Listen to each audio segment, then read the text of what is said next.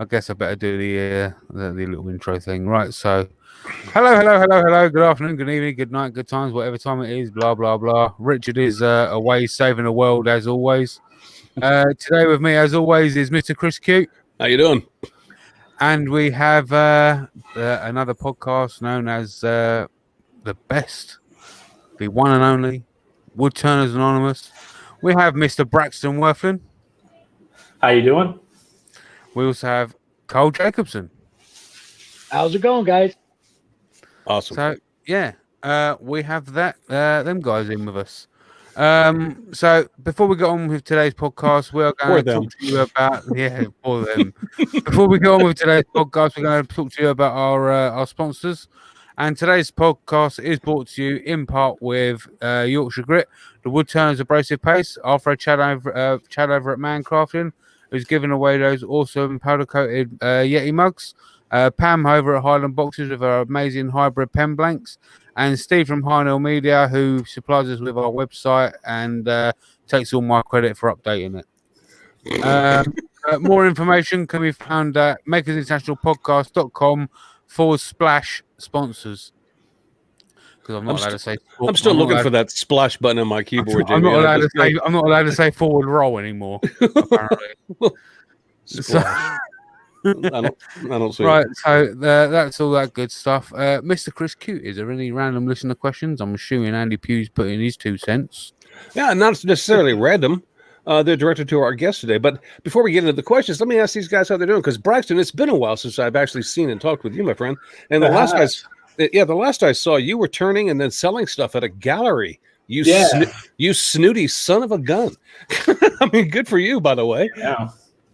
Oh, thank you. Yeah, that's that was about March, I think. I got into the Boulder City Arts Guild. It's the town I live in, is Boulder City, just outside of Las Vegas. So, yeah, they have a little gallery here inside the Boulder Dam Hotel. So, yeah, been selling pieces out of there, which is really cool. I get to work in there 1 day a month. So it's kind of like a co-op type of thing. Mm-hmm. So if you're in the guild and you are displaying in the gallery, then you kind of work depending on how much the size of your display, either 1 day a month or a half a day a month. So actually tomorrow I'm heading in there, as I'll be down there selling stuff. So I got to go turn a few more things tonight to get ready. But let me ask you a question, cool. Because you say gallery and people automatically think art gallery. But if you get into a gallery atmosphere, you're getting top dollar for your stuff, are you not? Or is that just kind of not really working that way with what you're doing? Well, it depends on the kind of pieces. There's artists who do, oil paintings that they're selling them for $700 or $800, and then there's also people who do a lot of resin work, and they have fridge magnets for $2 each. So I mean, it's kind of like a gift shop / gallery. There's prints of you can buy a postcard print of original artwork for like $5. There's all kinds of cool stuff in there. So awesome. I have kind of a range of things. I have little spinning tops. I turn a lot of those. So those go for like $10. And then I actually just sold a holoform, natural voids in the side of it the other day. It was the most expensive piece I've ever sold, and I got like $300 for it. So it's a whole range of stuff. Awesome. And meanwhile, Carl, you've been turning doorstops. Those things are cool. Right? I watch them. That look pretty cool, actually. No, they are. They're actually very awesome. And by the way, go ahead, Carl. We go from Braxton as the gallery to doorstops. That's kind of why I was laughing. Yeah. No, but they were awesome. I mean, I really liked the way you did those. The effect that you put to actually, because it looked like an acorn. You did well on that. Thanks. Yeah. They're just quick little project, Robin. We needed one for the house, so could you make one of these? And I go, yeah. What do you want it to look like? And then she went on, found something online she loved it. That was it. But it's a fun project. Yeah. Yeah. Other than that, which was very cool, Carl. What else you got going on? Anything? Just working on the house, really. Just because we haven't been out taking the mobile shop out or traveling around, so we're just getting stuff around the house done. actually on location right now at my sister-in-law's house, I'm working on her house today. So I just got them putting in the kitchen cabinet. You could stop by mine afterwards, could you? Right? I'll just when one house renovation just isn't enough, call Carl. Right. We pulled up. He goes, "Oh, my contractor's here." I'm redoing a bedroom right now. That's why I got all this junk behind me on this side, so my kids can have like a school room because it's all online school. So if you want to come renovate some more stuff, you just head on down here. I'll put you to work. Oh, I asked first, even though he's closer. Make a trip. It's only a slight detour, Carl. I mean, it's a little left turn at Albuquerque. No, okay, maybe not Albuquerque, but anyway. Yeah. Just I don't know, hanging out at home, staying busy. And after that's all right, Brax. Sounds a little bit like Chris. I didn't know if he was talking. His dog doesn't like this podcast either. That's fine. Yeah. Rose's mad about something. Yeah. I mean, I'm just seeing update pictures of Robin or Carl has posted on Facebook, and seeing their house when I was there before. They've done a hell of a lot of work. Between them both, it looks awesome. Really does look awesome. Need to find a way to hide. Coming along. Need to find a way to hide that meter, though, Carl. Right? I painted it. If not, you still want more. Yeah, make it a feature. Oh, I love it white. I love Robin because she's looking at that going, I don't know, I just don't like it. She's too creative. I'm like, I painted it. I'm done. Okay, anything else beyond this is your job. Okay, I'm seriously done. Yeah. Right. Well, awesome. Let's talk about what you guys, because you guys get together, and you've been kind of quiet for what, and I'm guessing because of scheduling and things of that nature. But you haven't put out podcasts in a while. But you guys haven't stopped doing them, as far as I know. Have you?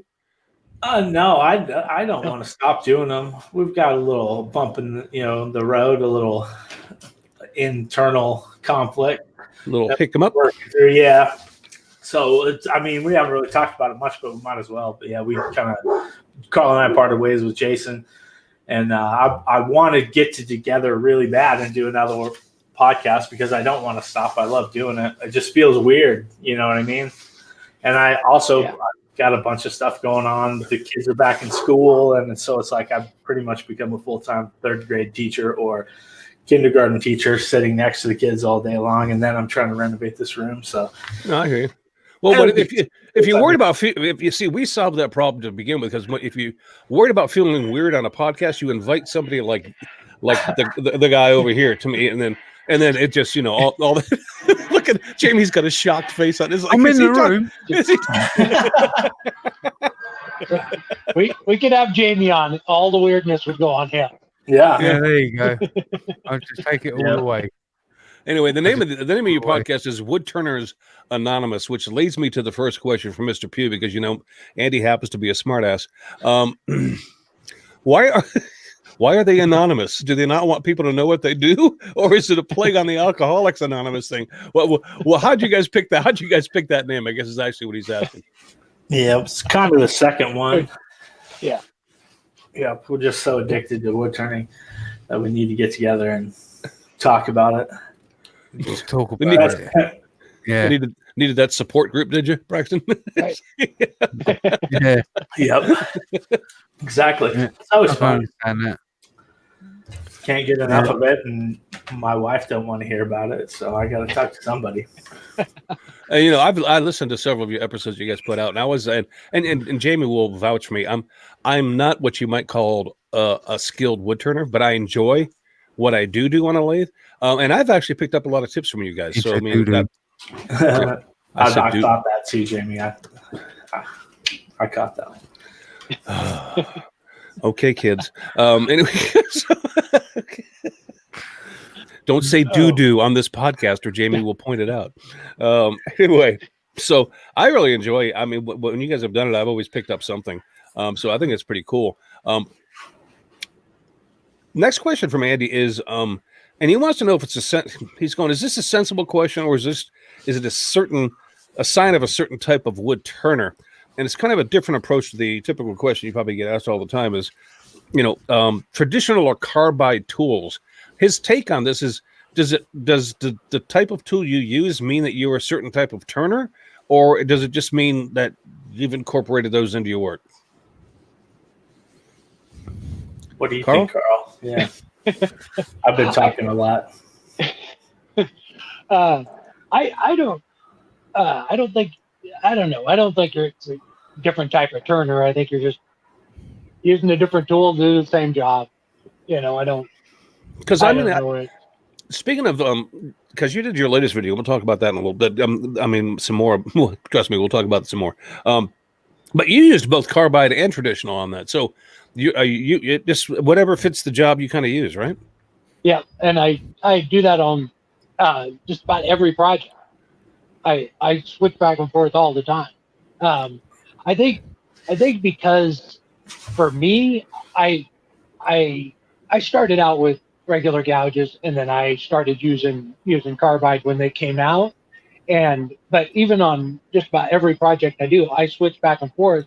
But I think because I've used both of them for so long, certain ones do a better job, at that task. So it's like even the door stops I did. I roughed it out, started shaping it with a spindle gouge, and to do a cove, it's so much easier. Just grab that number one hauler and make the cove just instantly. Mm-hmm. And you don't have to worry about coming down, on the sides of your bead. It just go in there, make the cove, and then move on. So it's, I don't know. I kind of use them, both of them. They're both great, do a great job for, certain things. And that's why I just jump back and forth all the time. I'm nowhere near your level, but I learned with traditional tools like you. And then when carbide came along and I picked up a few. And so it's like now it's like, like you said, it's when you need it, you use it. But what about you, Braxton? Are you kind of a hybrid guy like that too? Or do you stick with mainly traditional or carbide, or, what's your style of work? And because people ask this question, traditional or carbide, it's like they're going to sit in judgment no matter what you answer. Right. And it's like the hierarchy in the wood turning world sometimes just blows my mind. But anyway, and I don't think it matters because you're getting the job done. But how do you work, Braxton? You pretty much the same way as Carl, or you do things a little differently? I use pretty much only traditional tools. I have one easy wood tool. It's like the mini one with the square, and I got it so I could teach my son like how to turn pens and small things like that. But I just was taught to use traditional tools by a guy named Jimmy Clues, and I was very, very fortunate to be able to, kind of learn from him. And so right off the bat, he was teaching me how to properly cut and, use the tools. So I didn't really ever have a need for the carbide ones. And then he has a set, and I use them sometimes. And like Carl says, they're good. You can pick them up and grab them. But I don't use them. Not because I don't like them, just because I don't have any. And, that's how I learned how to do everything seems to, be working fine. So I can pick, whatever gouge up and do that. But I think whatever gets people wood turning and having fun and making shavings and enjoying it, then do it. Yeah. If you only want to use carbide tools, then only use carbide tools. I'd say just have fun. As long as you're having fun making shavings, then that's what mainly matters, I would say. But Jamie's the absolute opposite of the three of us, because the three of us started using traditional tools when we learned. And like I said before, I am nowhere in the league of Braxton and Carl when it comes to turning. But Jamie, you did it the other way around. You started with carbide, and you're now trying to learn traditional tools. Yeah. So in actual fact, I kind of want to say a little bit. So Easy Wood have got a T-shirt out that says traditional carbide. So to me, my traditional tool is a carbide. Mm-hmm. Okay, so if 100 years down the line and wood turning is still going on, and there's all of a sudden something that comes out that's better than the traditional tool and the carbide, then what does that make carbide? Well, whatever happens, carbide is still going to be my traditional tool because that's what I started with. Well, that's a good thought. that makes sense, I suppose, if you're trying to justify what you do. That's kind of how Carl. In actual fact, that's Carl was kind of helped me kind of put them together, and I just put it in my words. Oh, don't put it on Carl. Don't put it on Carl. Jamie, just don't do that. That's just not. That's just not nice. Hashtag blame Carl. Carl, is that truly? That's kind of a way of seeing it. So I think traditional tool. I don't think the word traditional. I don't think is a bit. It's. I think it should just be like gouges and carbide. Oh, I just, and I'm because I'm very much an outsider looking in here in your world because, like I said, I only play around a little bit. But I kind of see some of the comments that are made by people, that see Jamie using carbide tools and what are you using the scraper for? It's like, come on, guys. Right. I mean, what? I mean, give me a break here. I mean, yeah, it's not beneficial. That doesn't. Yeah. What horse did you ride in on? I mean, seriously. Feel happy. Well, everybody's looking to feel superior, I guess, and especially being behind a keyboard, they all become warriors. But I don't know. I never understood the sense of that because it's like somebody like me that only uses power tools in my workshop, and I do mostly flat work. But then there are guys that that like James Wright who only uses hand tools. Do I look down on him or does he look down on me? I don't think so. We just do things differently, and so I don't get what the whole hierarchy thing is here with this. Right. I mean, I just don't get it. But you guys are closer to it than I am, so maybe you can explain it. Yeah. I can't explain why anybody else would care what you were doing. Right? Yeah. Who cares? Having fun. No. I will say that. I mean, having used the both side by side, I do prefer the finish that you can get off of a nice sharp bowl gouge and just gliding through, making nice, beautiful shavings and having just a glass smooth finish when you're done, is awesome. And a lot of times with the carbide, you end up dealing with more tear out and things like that. But yeah, just turn and have fun. And if you got a little more tear out, use the 80 grit bowl gouge. Yeah, there you go. The 80 grit bowl gouge. That was Zach Higgins' coin. That's me. Zach. Yeah, that's there you go. Yep. And for those of you who don't get it, that's the beginning of sanding, is what he's saying, right? You don't start out with 220, you start out with 80. That's me all over the place. Mm-hmm. Yeah. Just have fun. Yeah. All right, next question. And we can wrap up the question. Because, if there's anybody out there that had in the chat, I mean, you've got... well, at least in my opinion, the two Turners here that I respect immensely, and their opinions, I mean, to me, they matter. So if you have a question for either Carl or Braxton, then please put it out in the chat and we'll ask it for you. But Eddie's last question is, as this is Makers International, okay, are there any differences that you've noticed in wood turning across international borders, or is it pretty much universal? I don't know. Is that, well... I don't know. I don't really see a whole lot of difference as far as what people are making. Mm-hmm.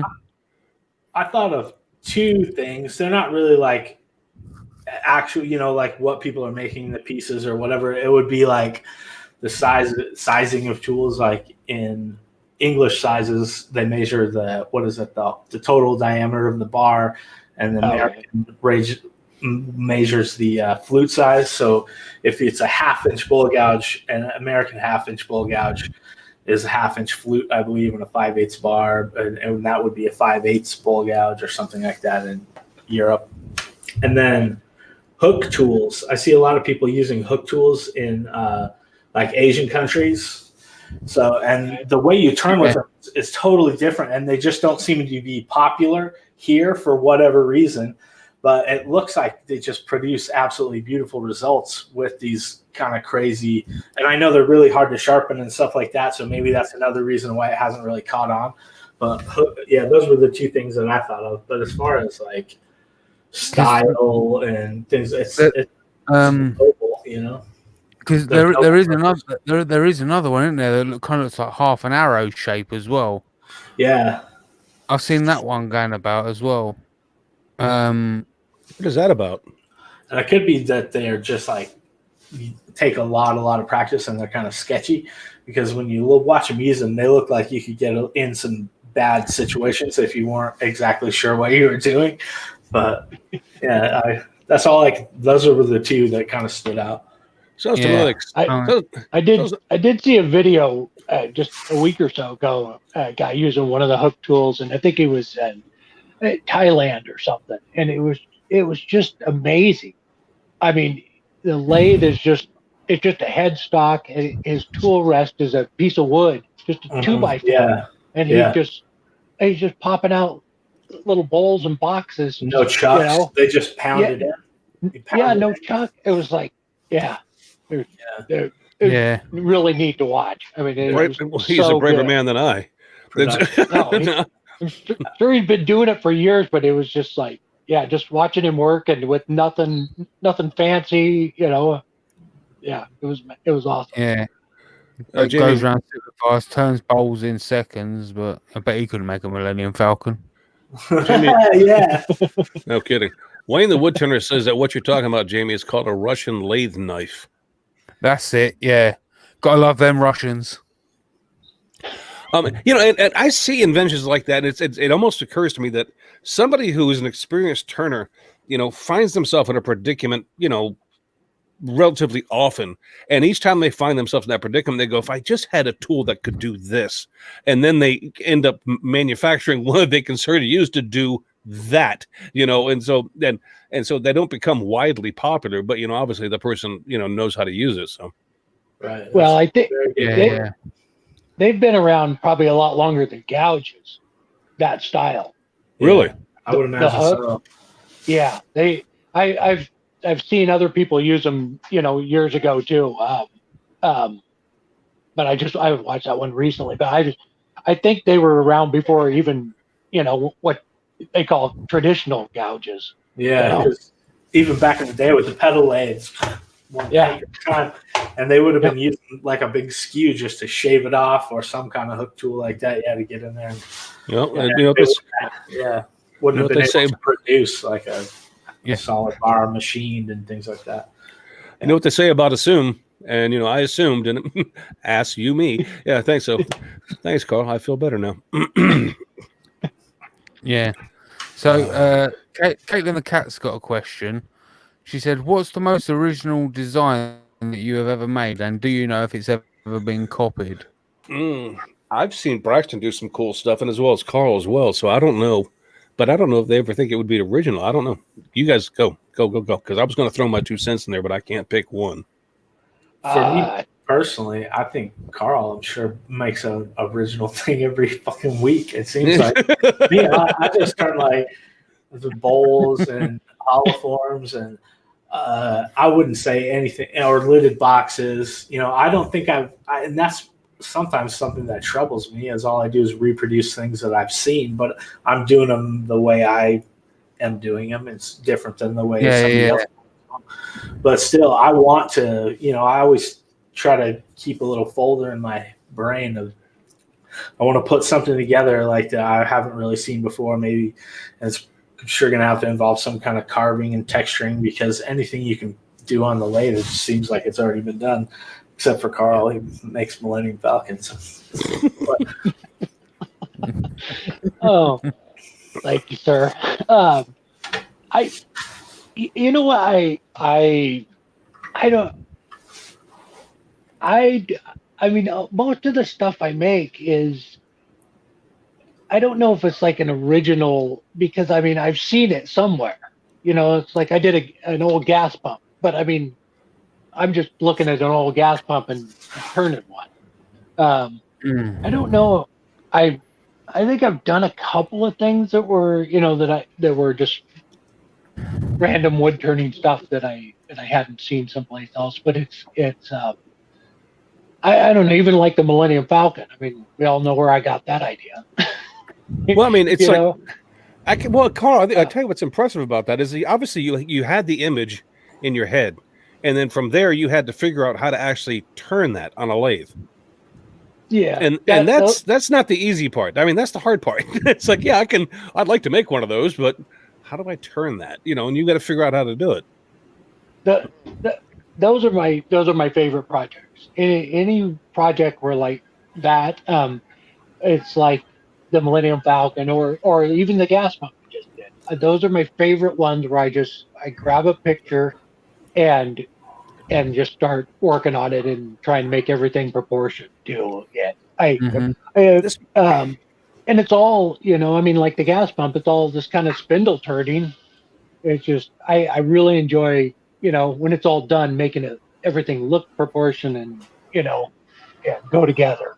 Didn't you, and Carl, this may be years ago, so correct me if I'm wrong, but didn't you at one point in time make the Star Trek Enterprise? Yeah. I thought so because I was pretty impressed by that. How long ago was that? How old am I getting? It was probably 5 years ago. Wow. Okay. Yeah. Okay. Yeah. Thank you, Carl. Appreciate it. These youngins. I don't know. Yeah. I don't know. I'm super impressed with like Braxton, when he does a bowl, the form of the bowl.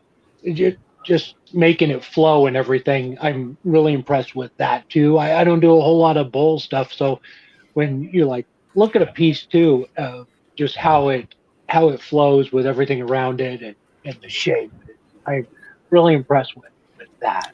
And it's just, and that's something that's really hard to do. I'd agree with that because Braxton, you do a lot of live edge stuff, and you do a lot of stuff that like you do bowls that like have a partial crack going down one side, and you end up turning those. And I mean, that's I don't know. You tell me. I mean, I think that's impressive. I don't know how I'd go about turning that without having it blow up on me. Right. Yeah. You just have to be careful and make sure you have a good bad piece or a good bad piece of wood, like structurally sound, gnarly looking piece of wood when you go about one of those.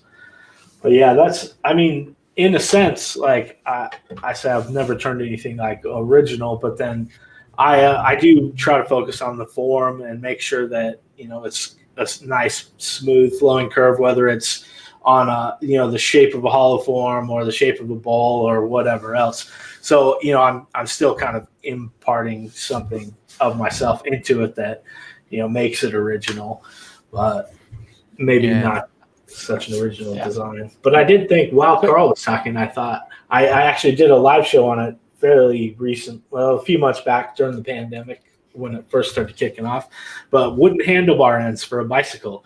I turned a bunch of handlebar ends. So those were kind of original. I'd never really seen one before, and I was worried that they would fail miserably, and they did, but they looked really awesome. I like the basket illusions that Braxton does, and that Carl should do sometime. Yeah, those are fun too. Well, explain, Jamie, because I mean, this podcast people can't see. So I mean, a basket illusion is you basically get your final piece and you hollow it out, etc., and then you kind of burn lines into it, and so it ends up with loads and loads and loads of little squares, and then you go around and have a very, very tedious process of getting Robin to go and colour it all in. The tedious process of getting Robin to do it. Oh, that's awesome, Braxton. It's cool. You guys have Braxton holding a picture it up. Yeah.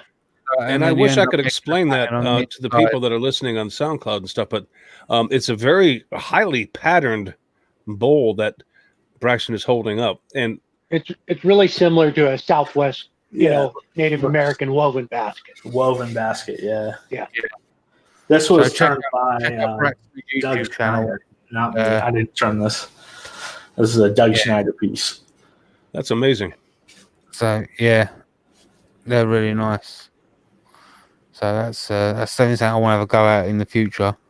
Yeah, and those ones I get to be original. I can think of different patterns, and I can lay out the patterns and try different things out before I do it digitally before I put it on the bowl. But then I get to, use my imagination. So all the patterns that I've done, I've thought of myself. I haven't ever replicated anybody else's pattern. So that's one way I get to be original too with it. Yeah. Yeah, I don't think there's much, like you said, sometimes it's just, that there's not much that's new that can be done. So all you can do is do it your way, because that hasn't been done yet. Yeah. Carl, I'm going to change subjects a little bit because and I know Braxton, you've been involved in some of these events as well. But obviously, this past year has been a real downer for maker meetups and people getting together and things of that nature because of the pandemic and things of that nature. But Carl, you're doing a lot of your stuff. I know that you've done a few live, but you're doing a lot of stuff virtually too, as well. Are you guys aware of anything that is? Go ahead, Carl. Go ahead. Hello? Can't hear? Yeah, hello. Hang on Carl a can't second. hear us.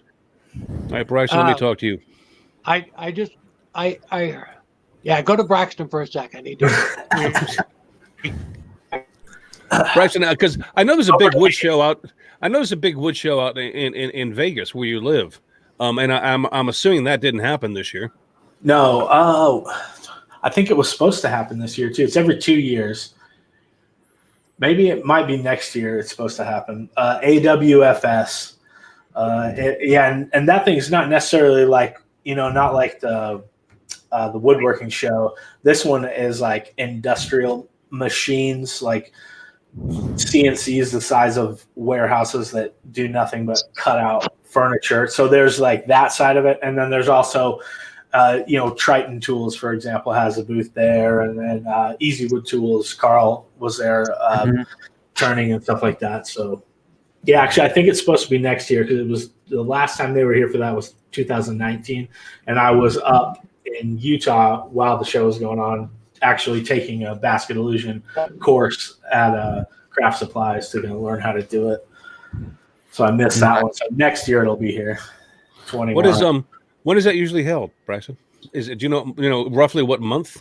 It's like a July or August, something ridiculous. So it's super hot. I think July. Yeah.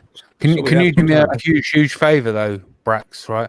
Next time you see Carl, take his chuck off of him, right, and practice as much as you can, right, doing that chuck challenge and take his time off of him.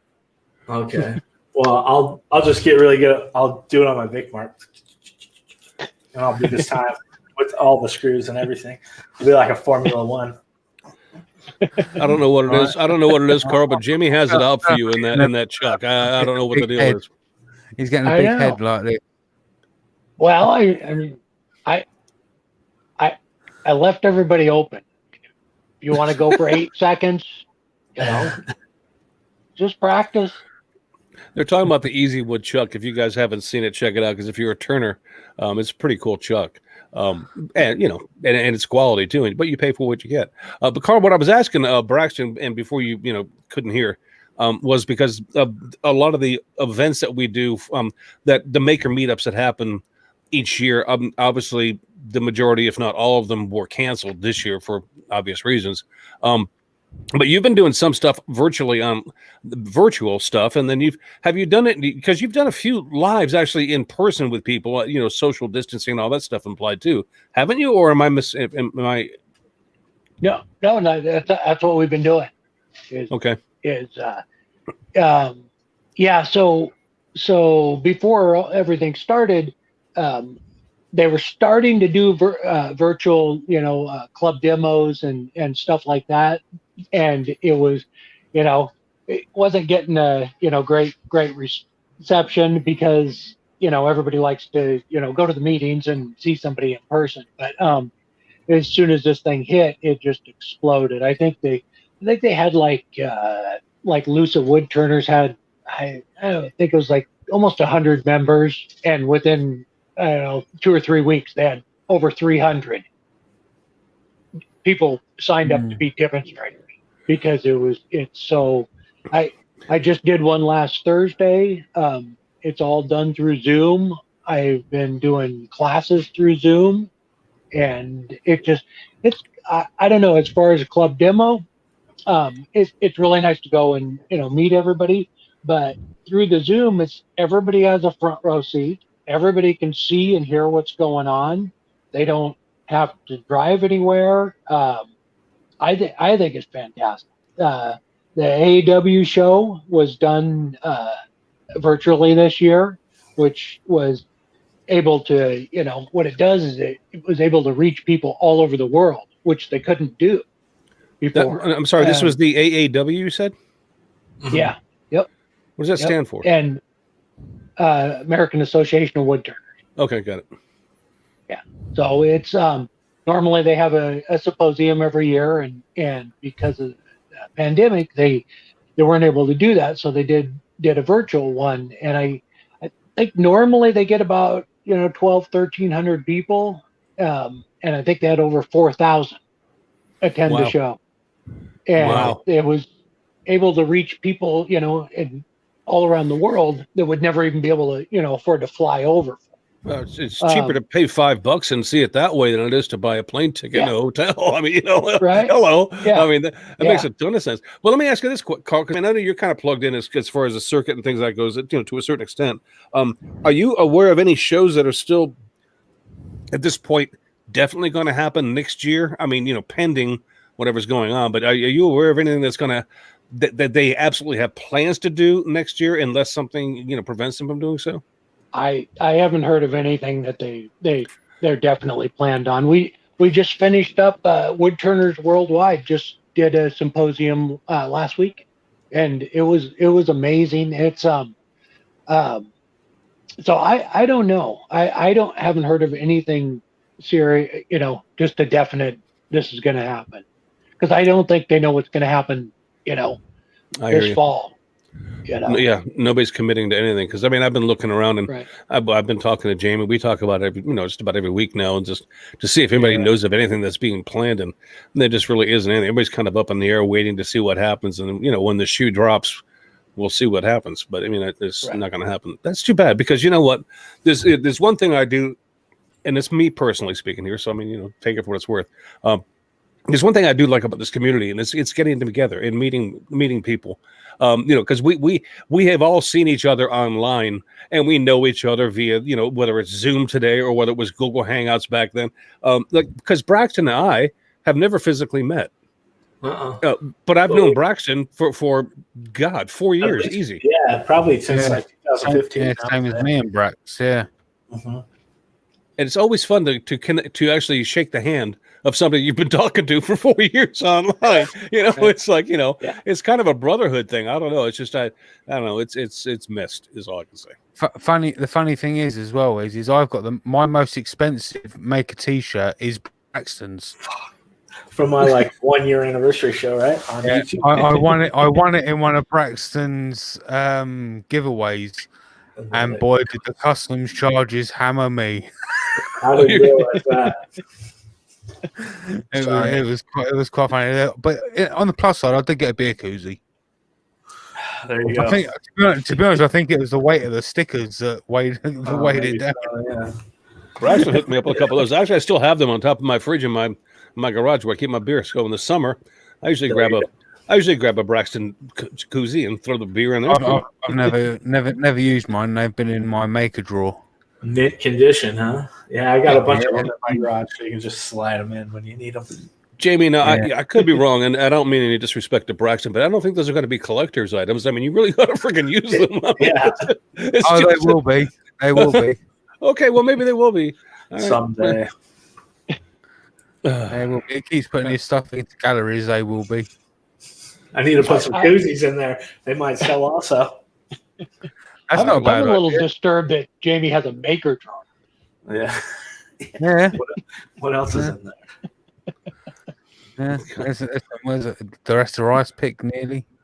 Look, like I said, Braxton, if you're looking for weird for the next podcast, I'm just pointing the finger. Jamie, I've talked long enough. What do you got, man? Not a lot, mate. To be honest. That's my boy. That's my boy. Hop on the saddle and just take right over. There you go. A few people kind of want to know, basically, what are your first projects, and do you still have them, and that kind of stuff.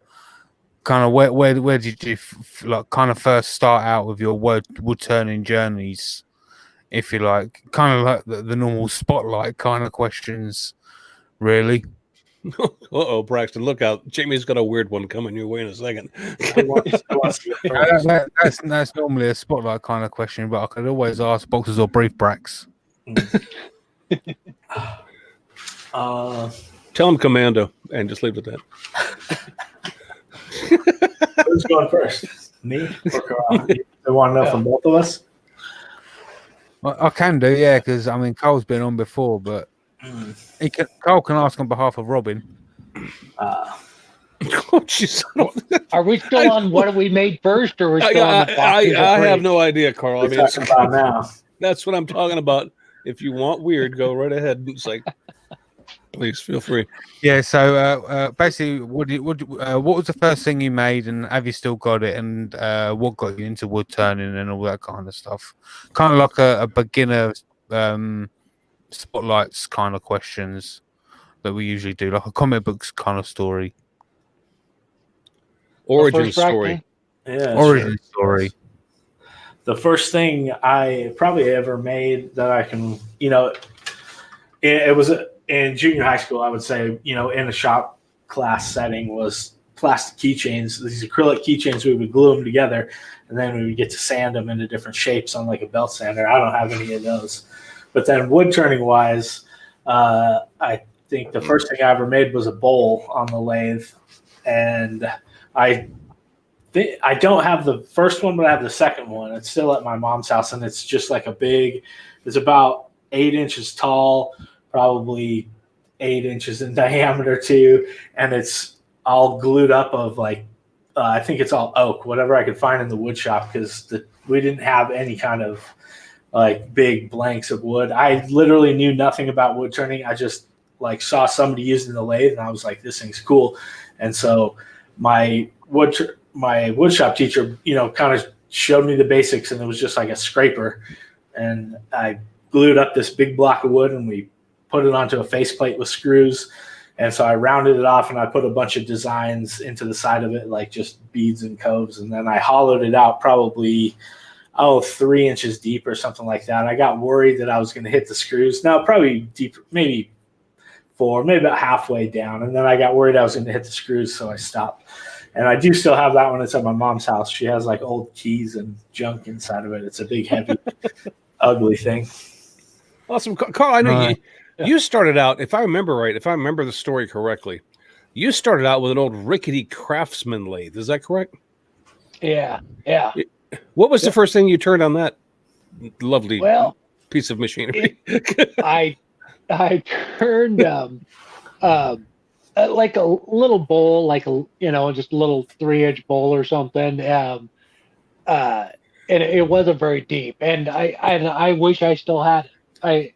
Because it I don't know, people email me pictures of their first thing they turned, and I'm looking at it, and this thing is beautiful, the first thing I ever turned, and I think I wish I still had that. So anytime somebody is discouraged or something, I go, here, look at this hideous thing. Well, there's a phrase out there. All experts were once beginners, but not all beginners become experts. So, take that. That's my profound moment of the day. That's as far as I'm going to go. And I remember the first thing I'd done, and it's got like perfectly square sides, and the bottom kind of goes out was like that, like the hips of a woman, and then you got like the sides of a woman, but then the inside is perfectly square. Where I just wasn't following anything. I was just using a square carbide cutter and just plunging straight down. So it was horrible. I've still got it though. Emma, I've got your question, and I will ask that when Jamie's done with what he wants to ask. I'm done. I've been looking at that question, and I want to answer it, but I have some questions of my own. Okay, all right, okay. Well, then I'll give Emma the love right now. She wants to know, boys, pizza or tacos? Pizza. Where's the pizza from, and where's the tacos from? I would say. See, now Braxton's going to be picky. If it's Abby's pizza. If it's the best pizza I've ever had versus the best tacos I've ever had, I would take the tacos all day. Ooh, see, I'm the total opposite, Braxton. I would go for because I've had some really good pizza, but it's okay. Good pizza too, but I love tacos. I could eat tacos. I grew up here in the Southwest, so it's like. All right. Andy Berkey, food. Next member of your club. Okay. Carl, thank you for hanging in there for the brothers. I appreciate it. So Emma also done another one, Pizza Hut versus Taco Bell. Just somebody shoot me. Either one. What did she say? I didn't hear that, Jamie. Pizza Hut versus Taco Bell. Oh, neither one. Yeah, that's McDonald's. Or I mean, it's like at Wendy's. At least they make a decent burger, or at least it's edible. That's the sort of stuff we'd have over here. That's like the limits we've got. That's like Papa John's versus Burger Chef. I was like, we're not going to go there. We're not going to go. See, if we were to have tacos over here, the Taco Bell would be the Hilton of over here. That's what I'm talking about. Do you know what I mean? You don't have a lot of Mexican cuisine in the UK, do you? Not a lot. Not a lot. I've seen a couple of places. There may be more, but there's certainly not a lot around where I live. There's a lot of fish and chips, though. Well, you live by the sea, for crying out loud. That makes sense, Jamie. Hope so. Yeah. Yeah. No, we live right there by the ocean, but we only serve beef. Okay, yeah. That makes sense. That makes a ton of sense. Well, let me see. Jamie, we've got a little bit of time left, but not a lot left. I wanted to say thanks to Braxton and Carl for showing up today.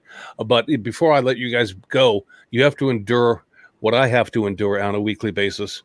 And I'm just warning you, if you invite the guy on your show, I'll be honest, that's why he's coming back. He's gonna want to sing, and then you don't want that to happen because he's about ready to do it now. So, Jamie, if you're ready for your weekly, I'll be honest. When I said to Carl, "Do you fancy coming on the podcast?" He goes, "As long as you go, Jamie's page." Oh, jeez. He got me this week. I didn't get a chance. Nice job, Jamie.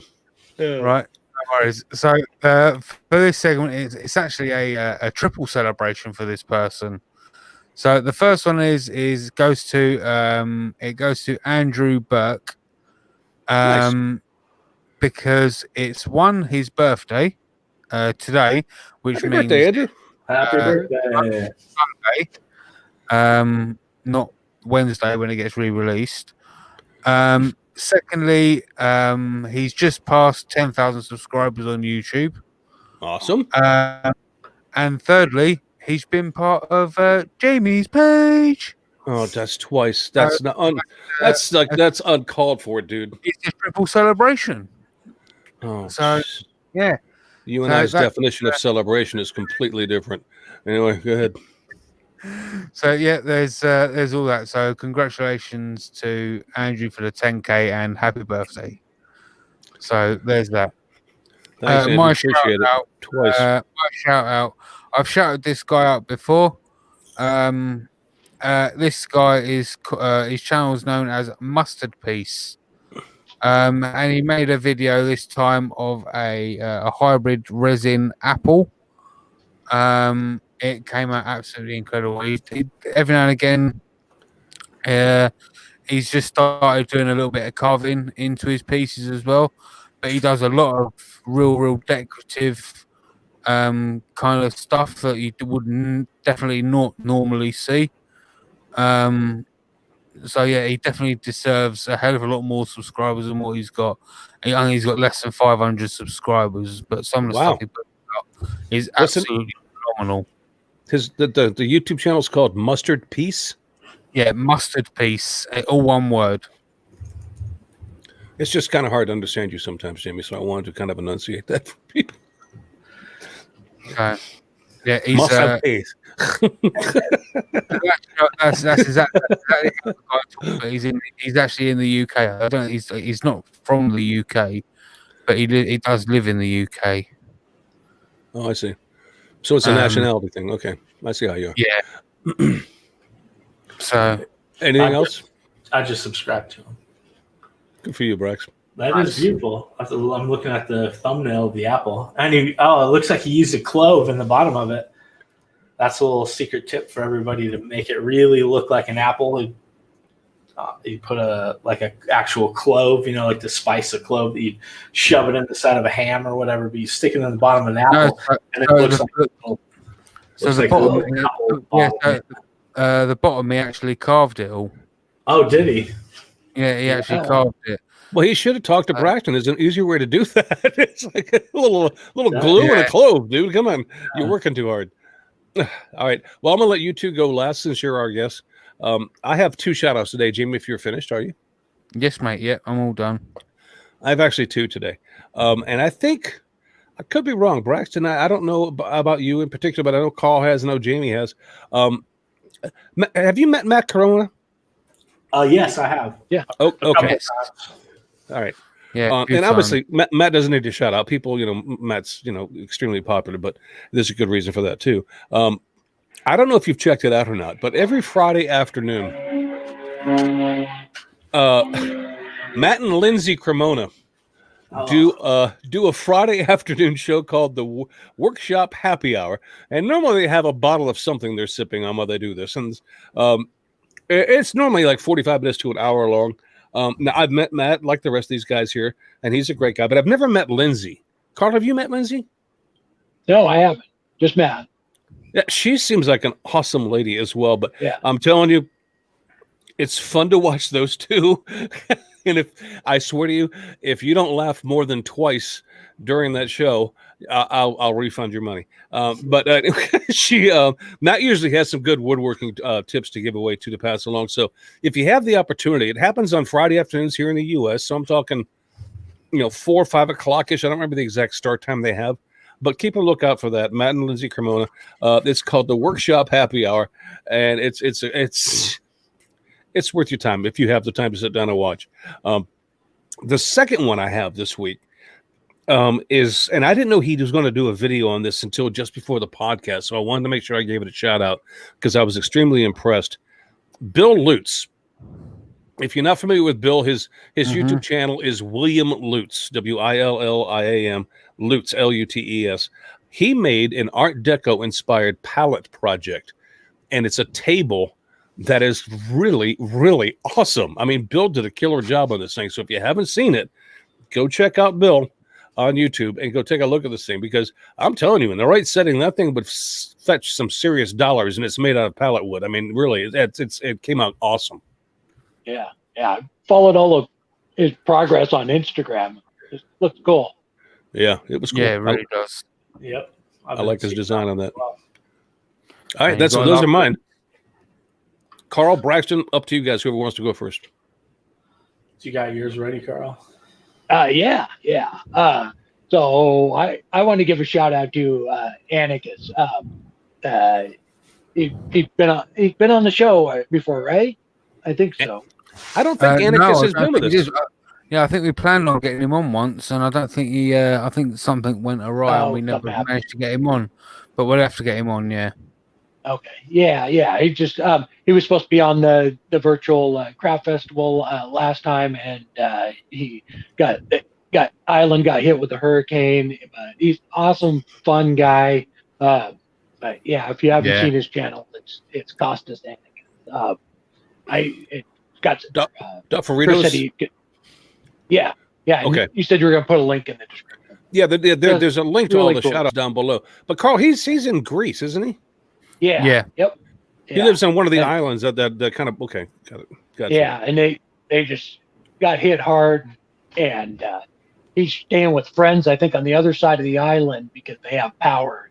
Yeah.